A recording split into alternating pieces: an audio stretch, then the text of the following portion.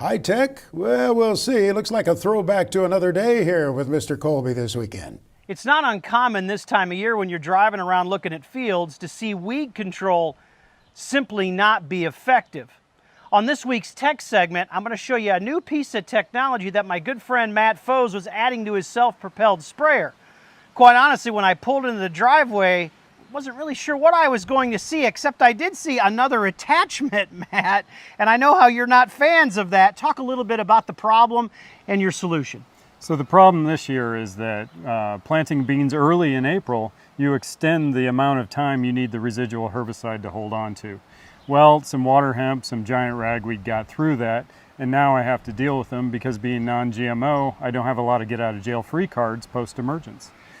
It looked to me like pretty simple installation too. This is an old school product. I remember my dad using some technology just like this when I was a young man. I'm sure it's been on the Foes farm in the past. Yeah, back when we were kids, we had rope wicks on the loader bucket going across the field trying to put Roundup on weeds.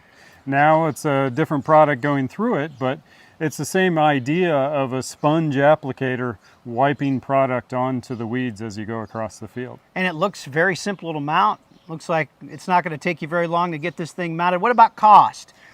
You know, for 80 feet and I'm going to be a little short of that on this sprayer. It was a little over $5,000, close to $6,000 maybe with some hardware. But in reality, it's a relatively low-cost solution to get rid of the weeds that are out there in the field. And it's my understanding you'll take this right off the sprayer. It's a few bolts. You'll take it right off when you're done. Yeah, it's simply U-bolts every 30 inches. Put them on, run the equipment, and then when I'm done, I'll take it off, put it in a box, and it'll be ready for next year. Well, I know how much you enjoy technology when it works. Pretty safe to say this one's going to work pretty well. Hopefully. We've got some pretty powerful herbicides we're going to run through it, so we should be able to take care of them. For This Week in Agribusiness, I'm Chad Colby. We have it by reliable sources. Mr. Colby went back out there to see Matt in action in the field attacking those weeds. Matt may not let him come back again. I don't think Matt was very proud of those weeds. Everybody has some escapes. There's more coming up here. Stay with us. So as a follow-up to my first experience with a sponge applicator, just wanted to show you what it looks like 4 days later. So this water hemp plant that was all of 4 to 5 feet tall got wiped as I backed into the corner with the applicator. And as you can see, simply from wiping it with Gramoxone, it's pretty well dead to the ground. So similar results everywhere I've gone. We simply have to hit the top of the plant and you will kill the entire plant. So you can see around it there are some bean leaves that were subsequently fried a bit from the Gramoxone, probably drips.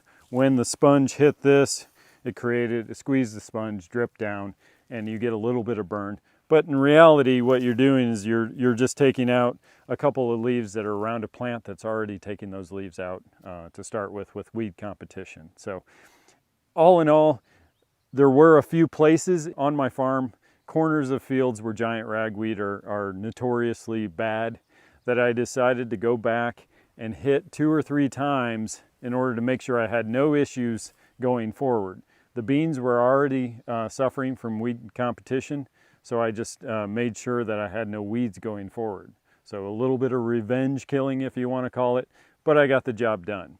So in general, what I've seen from the applicator is I can go across the field, I can take out anything that's above the canopy within 6 or 8 inches or whatever your comfort is of running the applicator above the canopy, and those weeds will be dead. So overall, my experience has been very positive, and it'll allow me to continue non-GMO and have that get out of jail free card when I do have serious weed escapes.